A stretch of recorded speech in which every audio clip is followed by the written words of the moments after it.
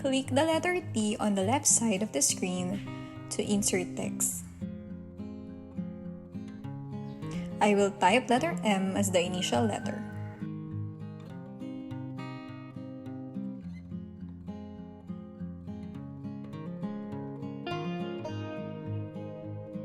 Change into your desired font style.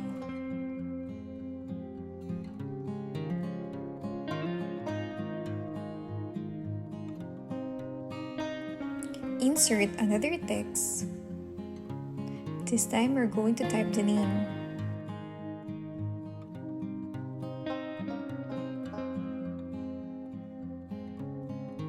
Choose your desired font, then drag the name into the center of the initial letter.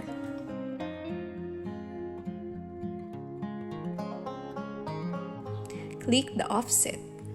Change the distance size into 0.09, then click Apply. I'll just change the color, you can skip this part.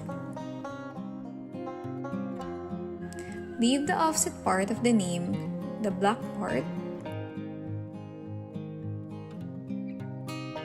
then click the offset part in the initial letter. Then click Slice. Delete all the slice part, then bring back the name in the center.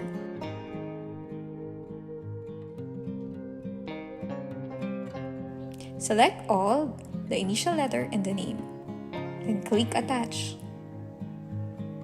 and make it. So that's it! These are the samples of knockout text with offset when cut in HTV. Thank you for watching. See you on our next project.